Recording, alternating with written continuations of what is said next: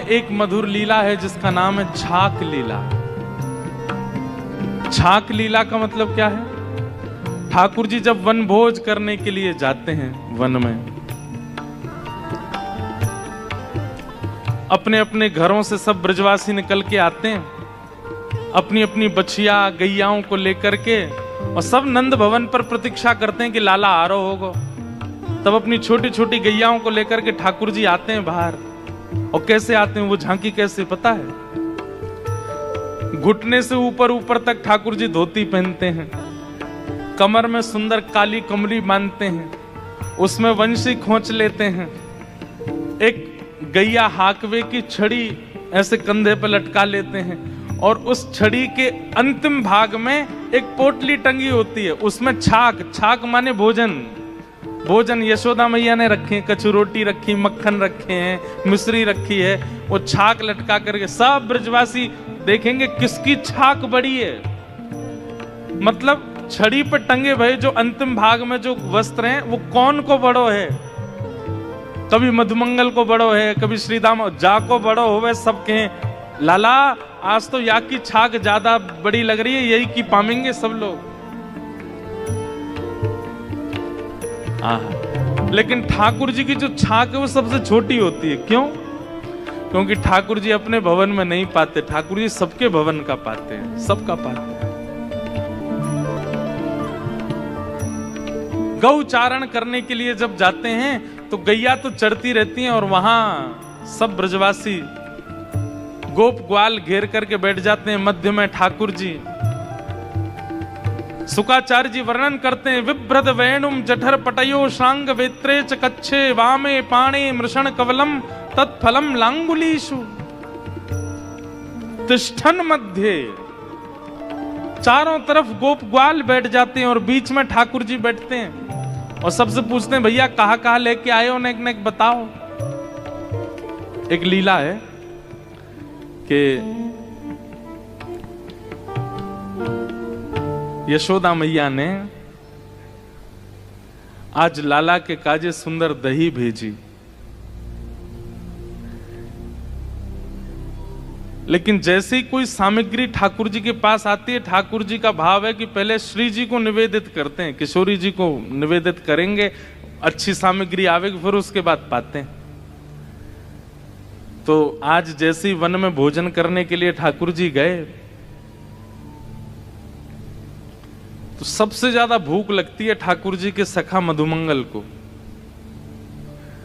One में पहुंचने की देरी नहीं होती कि चिल्लाना शुरू कर, लाला भूख लग रही है बहुत जोर से, जल्दी से छाक खोल ले, लाला अभी तो भूख लग रही है, कब पहुंचेंगे हम, कब बैठेंगे, जल्दी खोल ले, अरे मुकुट श्रीदामा की छाक में ते अचार की खुशबू आ रही है, लाला जल्दी खोल ले। ठाकुर जी कहें तो नेक में ही भूख लगी आवे, भोजन को कोई नाम बोल दे तेरे मुंह में ऐसा पानी आवे, तो सुबह बाल भोग ना करके आयो, करके आयो लाला, इतने चल के आए ना बात मेरो सबरो भोजन पच गो, मुंह फिर तो भूख लगी आई। तो कई बार ऐसा होता है कि जब बच्चे स्कूल लंच बॉक्स लेके नहीं जाते हैं ना, भूल जाते हैं, या माता जी उठी नहीं सो के, हमारी माता जी तो उठती थी, वो कई बच्चे ऐसे हमारे मित्र आते थे वो लंच नहीं लेके आते थे, उनसे पूछते क्यों नहीं लेके आए, और मम्मी सो रही थी। मैं तो तुझे किसने तैयार किया? बोले कि पापा ने तैयार करके भेजा। अब पिताजी को रसोई बनानी आती नहीं, मैंने कहा अब तू भोजन कैसे करेगा? बोले कह रहे थे पिताजी की लंच टाइम तक आ जाएगा, तो होता था। फिर लंच टाइम पे वो कोई आते थे नीचे से, टीचर वो तुम्हारा लंच बॉक्स आ गया ले आओ, ऐसा होता था। आप लोगों के संग पता नहीं, हमारे संग होता था। कई बच्चे ऐसे आते थे, उनकी माता ही सोती रह गई तो बेचारे लंच पीरियड पे ही उनका लंच बॉक्स आता था। तो कई बार यशोदा मैया सोती नहीं रह जाती हैं, ठाकुर जी ही जल्दी भाग जाते हैं, छाक लेके जाते नहीं। तो फिर यशोदा मैया किसी सखी के हाथ छाक भिजवाती हैं, उसको कहते हैं छकियारन। क्या बोलते हैं? जो ठाकुर जी की छाक लेके जाती है, छकियारी। तो इसमें दो बातें हैं कि ठाकुर जी छाक लेकर के क्यों नहीं जाते। उसमें पहली बात तो ये है कि ठाकुर जी को ये लगती है ग्वाल बाल बेचारे द्वार पे इतनी देर से ठाड़े हैं मेरे दर्शन के काजे, मैं विलंब ना करूं, जल्दी चलो जाऊं। तो ठाकुर जी जल्दी बाहर आ जाते हैं। और दूसरा भाव यह है कि ठाकुर जी जब छाक लेकर के नहीं जाते तो किसी गोपी को अवसर मिलता है छाक लेके वन में जाने का, और उसको ठाकुर जी के दर्शन का सौभाग्य मिल जाता है। पीछे वाले नेक नेक आगे खिसक आओ, हाँ थोड़े थोड़े आगे आ जाओ, पर बिना इधर उधर देख के आगे आओ, हमको देखते हुए आओ। गांधी धाम वाले इससे भी बड़ा हॉल बनवा लो अगली बार के लिए, तब आवेंगे। आप लोग इतने भाव से आते हैं, इतने प्रेम से श्रवण करते हैं, तो ध्यान से सुनना। ये छवि का दर्शन वज्रनाभ को हो रहा है जो हम अनुभव करा रहे हैं। तो आज ठाकुर जी छाक लेकर के नहीं आए। मधुमंगल बोलो मुझे तो भूख लग रही है, अरे मेरे तो पेट में दर्द है लगो, अरे मुझे तो बहुत जोर से भूख लगी है। सब सखा के बोले लाला जी तो भूखो ही रहे 24 घंटा, या तो नेक में ही भूख लगी आवे।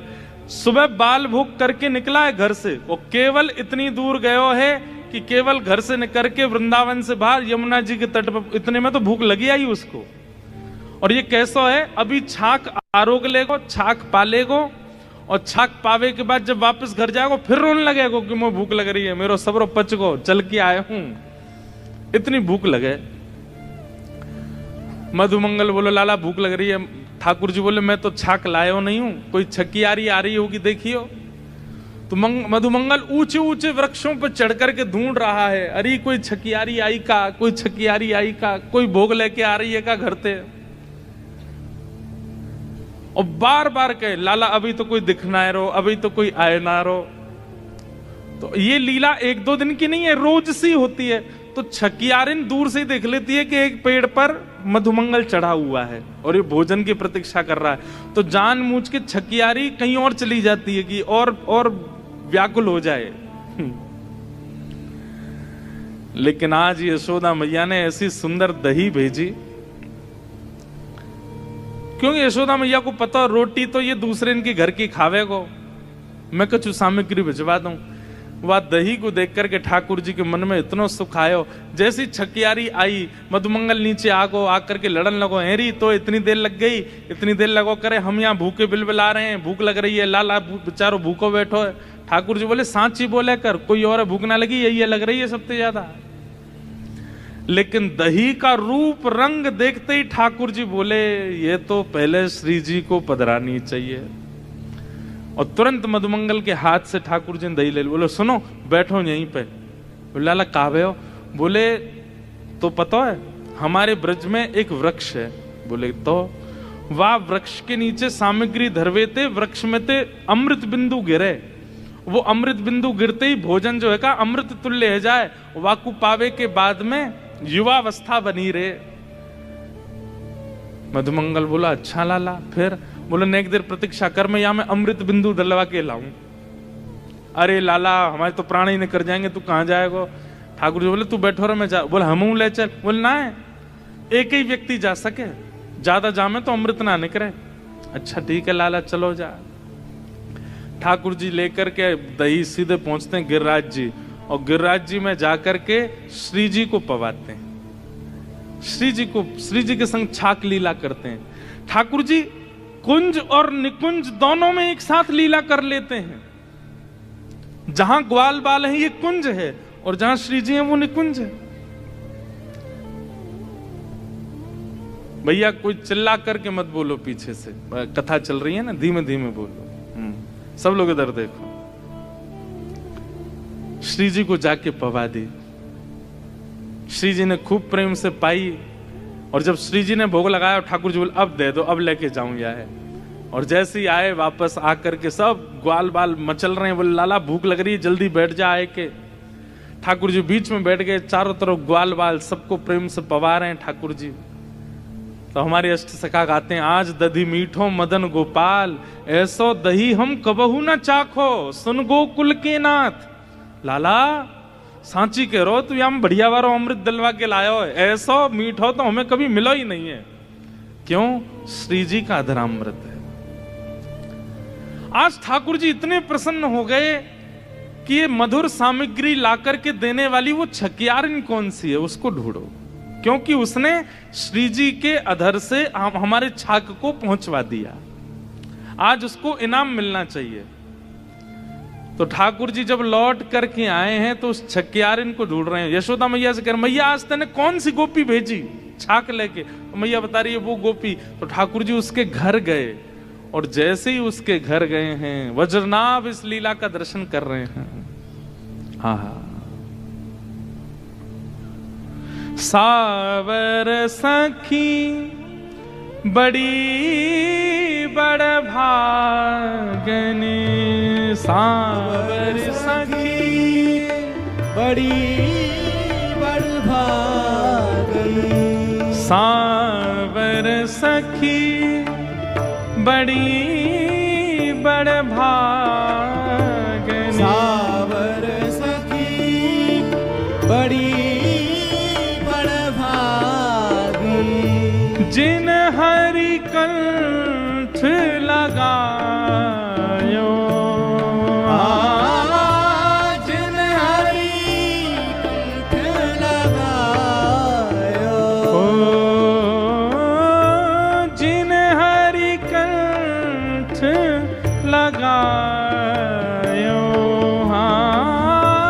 जिन हरि कंठ लगायो, हे द्वारे मेरे वंशी कौन बजावे, द्वारे मेरे वंशी कौन बजाई, द्वारे मेरे वंशी कौन बजावे, द्वारे मेरे वंशी कौन बजाई। चल री सखी चल दर्शन करिए, चल री सखी चल दर्शन करिए, जो नंद बाबा की धेनु चरावे, जो नंद बाबा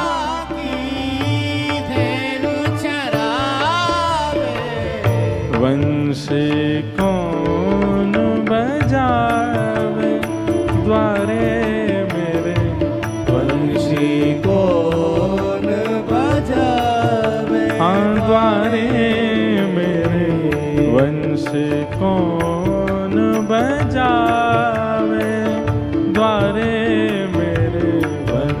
हे सुन राधिका दुलारी, तेरे द्वार का भिखारी हूँ मैं, शाम का पुजारी,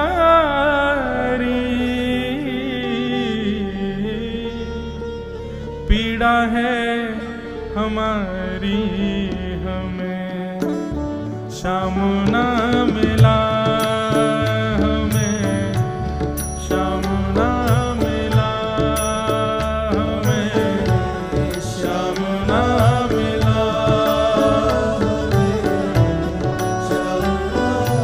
बंधुओं मुझे पता है ये पद बहुत प्रिय है सब लोगों को, पर इस पद को सुनिए नहीं, नेत्र बंद करो, श्री जी को याद करो, श्री जी से प्रार्थना करो, जो शब्द हैं वो कहो श्री जी से, तब इस पद को गाने की सार्थकता है। सब हमारी लाडली जी को याद करो और प्रार्थना करो।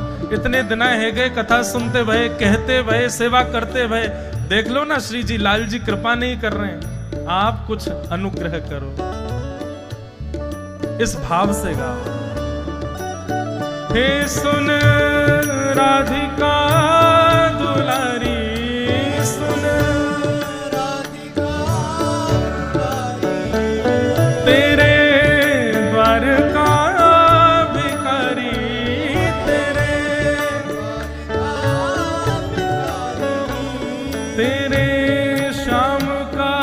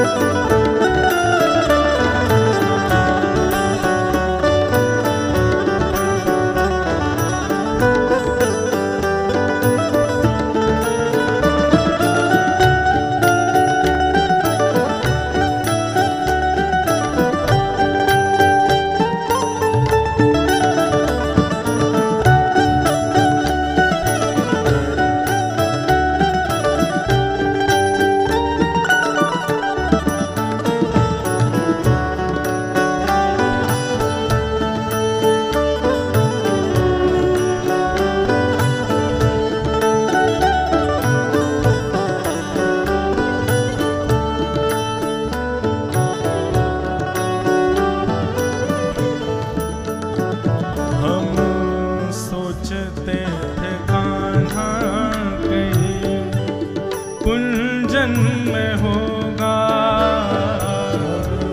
सोचते थे खाना कुंजन में होगा। हम सोचते थे कान्हा कहीं कुंजन में होगा। हम सोचते थे खाना कहीं कुंजन में होगा।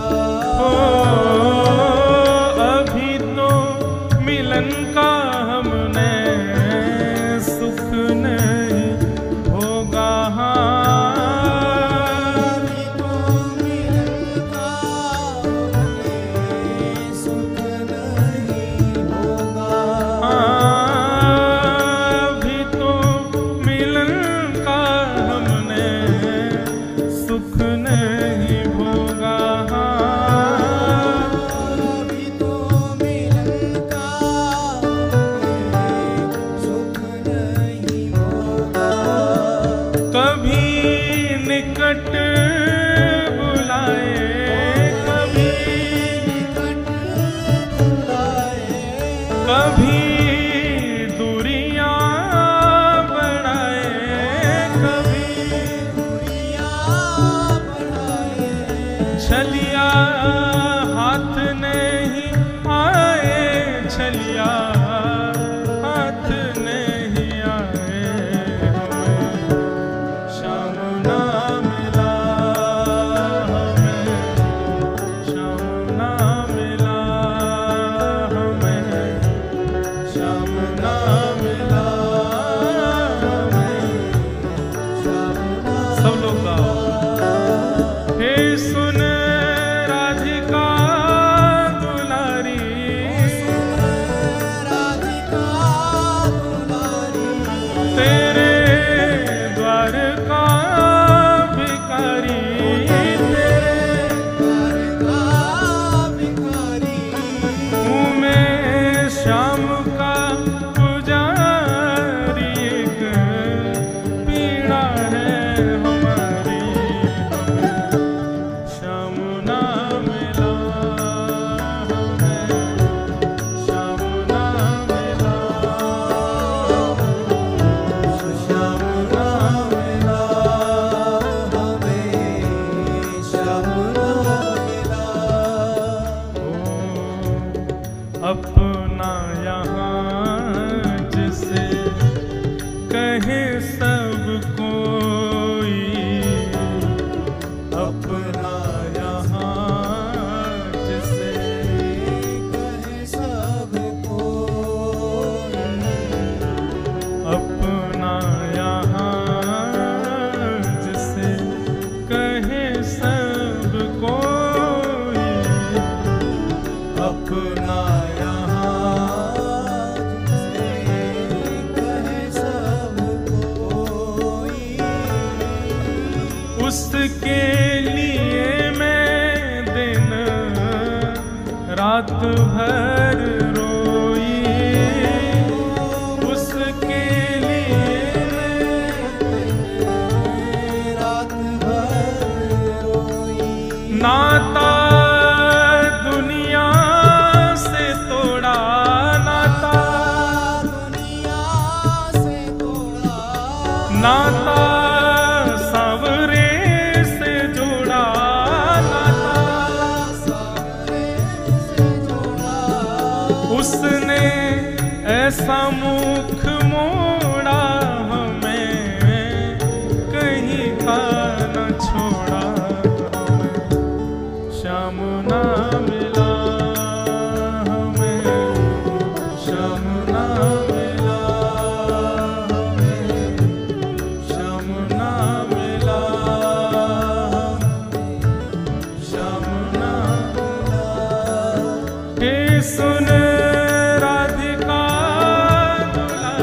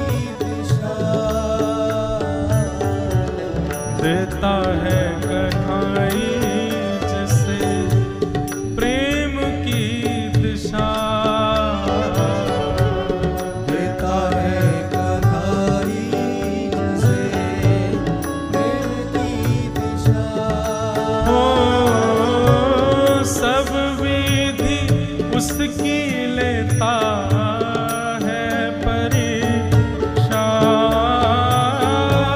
सब विधि उसकी लेता है परीक्षा।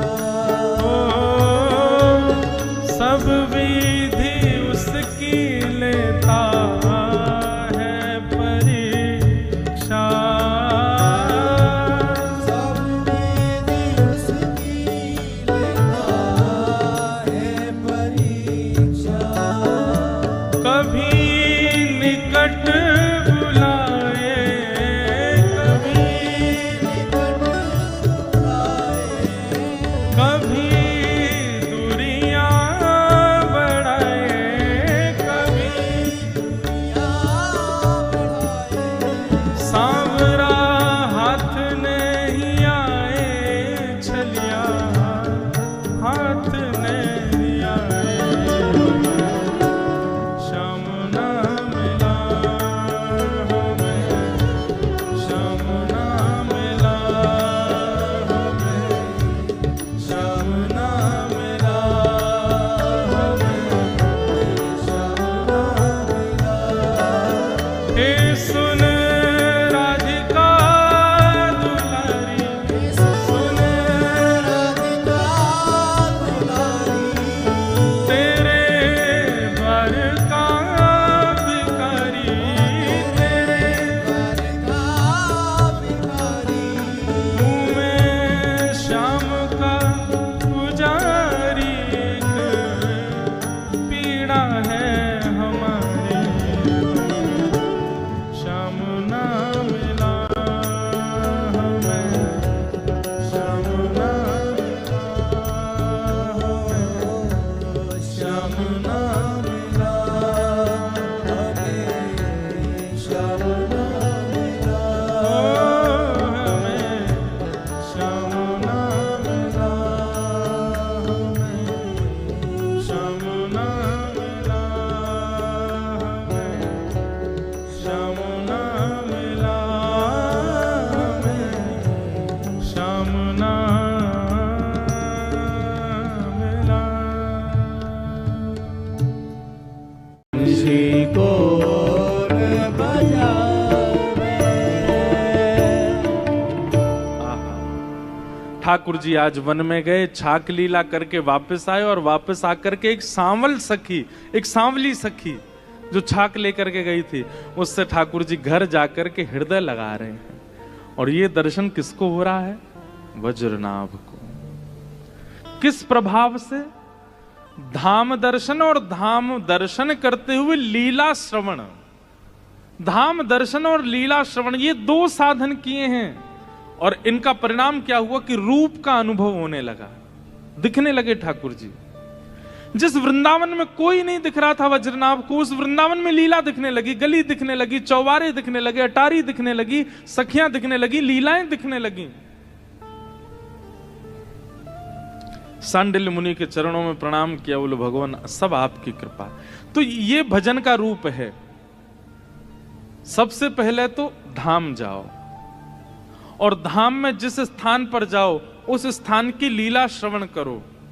आप गोवर्धन गए हैं परिक्रमा लगाने, लेकिन गिरिराज जी की लीला नहीं सुनेंगे तो परिक्रमा का कोई फल नहीं मिलेगा। फल तो मिल जाएगा, लेकिन फल चाहते हो वो बात अलग है, पर प्रेमी लोग फल नहीं चाहते। प्रेमी लोग तो केवल प्रेम आस्वादन चाहते हैं। तो इसलिए गिरिराज की कोई लीला सुन करो वहां बैठ करके। राधा कुंड गए तो राधा कुंड की लीला सुनो, कृष्ण कुंड गए तो वहां की लीला सुनो, नंदगांव गए तो वहां की लीला सुनो।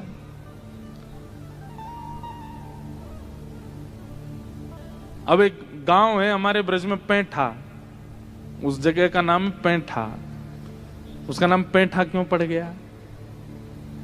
बोले जब भगवान श्री कृष्ण वृंदावन से लीला पूरी करके मथुरा गए तो भगवान का ऐश्वर्य रूप मथुरा चला गया, लेकिन श्री कृष्ण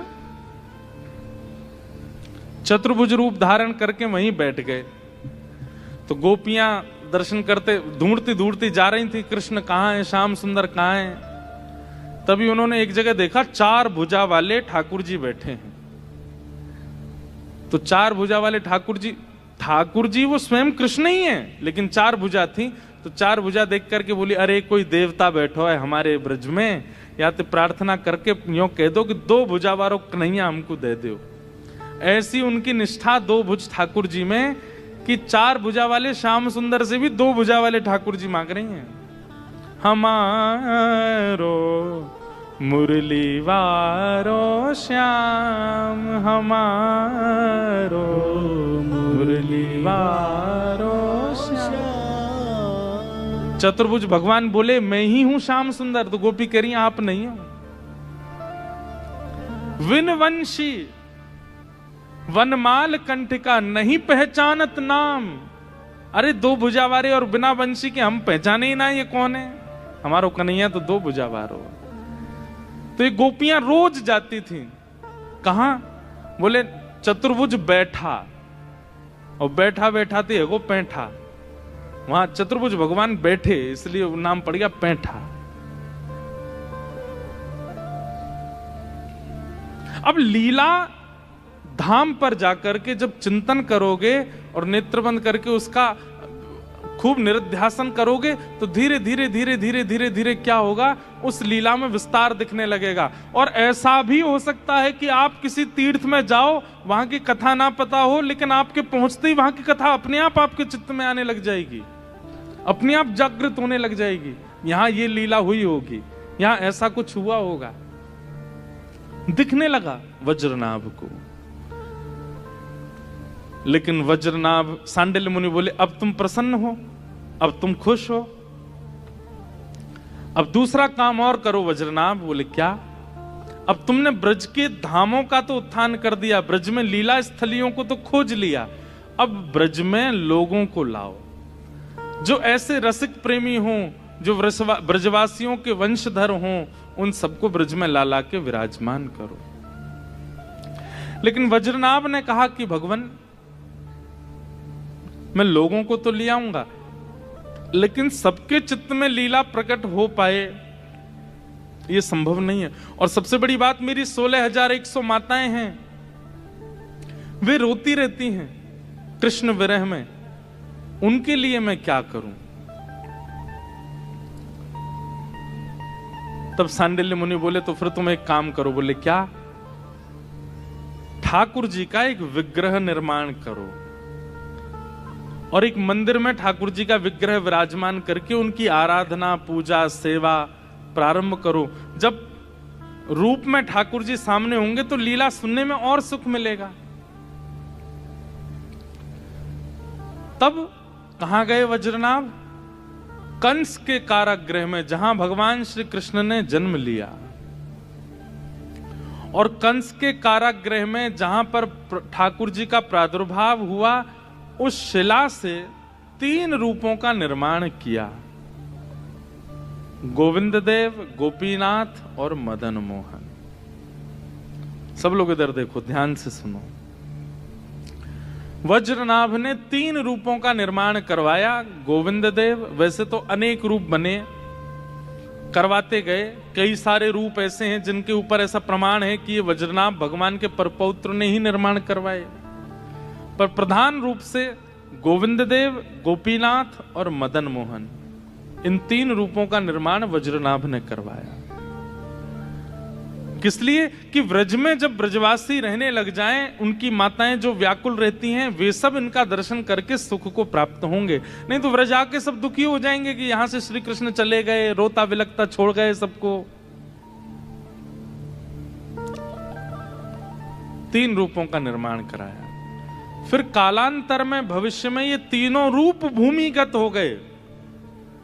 तब चैतन्य महाप्रभु ने रूप सनातन गोस्वामी से कहा कि वृंदावन में वज्रनाभ भगवान के परपौत्र ने 3 रूप बनवाए थे, गोविंद देव, गोपीनाथ और मदन मोहन, और वो तीनों वृंदावन में भूमिगत हो गए। तुम जाकर के उनको प्रकट करो। तब विहरत निस दिन कुंज गलिन में, ब्रज जन मन सुख धाम। विहरत निस दिन कुंज गलिन में, ब्रज जन मन सुख धाम। हे मदन मोहन को रूप निरख के, मदन मोहन को रूप निरख के, श्री मदन मोहन को रूप निरख के, मदन मोहन को रूप निरख हे सनातन बल बल जाए वृंदावन मेरो वृंदावन, वृंदावन मेरो वृंदावन, हे श्री वृंदावन प्यारो वृंदावन, श्री वृंदावन प्यारो वृंदावन। इस प्रकार सनातन गोस्वामी को मदन मोहन जी प्राप्त हुए।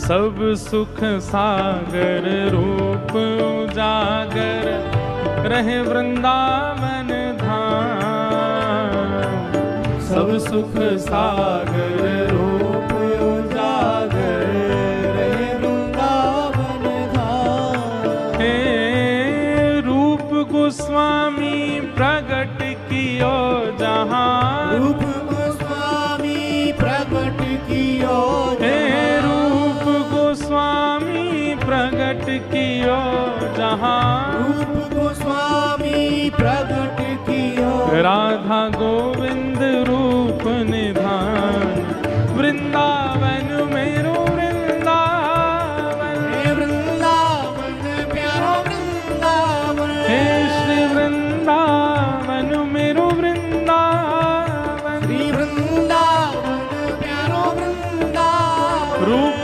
गोस्वामी प्रगट कियो जहां, रूप गोस्वामी प्रगट कियो राधा गोविंद रूप निधान वृंदावन मेरो वृंदावन, वृंदावन मेरो वृंदावन, हे श्री वृंदावन प्यारो वृंदावन। वृंदावन प्यारो वृंदावन।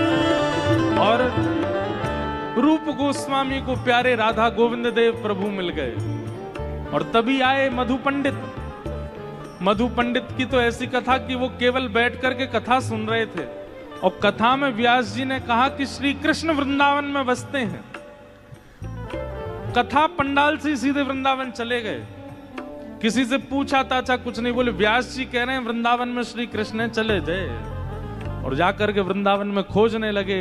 तभी गोपी ग्वाल सब ही और धारे प्यारो गोपी नाथ, गोपी ग्वाल सब ये और धारे प्यारो गोपी नाथ। हे मधु पंडित जिन कंठ लगायो, मधु पंडित जिन कंठ लगायो, श्री मधु पंडित जिन कंठ लगायो, श्री मधु पंडित जिन कंठ लगायो, जहाँ है रही जय जयकार वृंदावन मेरो वृंदावन, हे वृंदावन मेरो वृंदावन, हे श्री वृंदावन प्यारो वृंदावन, श्री वृंदावन प्यारो वृंदावन, हे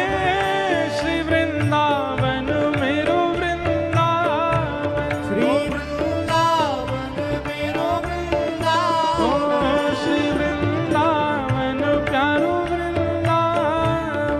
श्री वृंदावन प्यारो वृंदावन। पर वास्तव में इन तीनों रूपों का निर्माण वज्रनाभ ने करवाया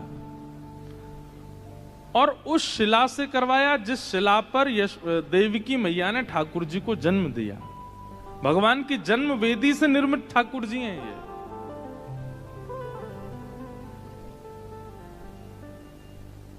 लेकिन वास्तव में इनका निर्माण वज्र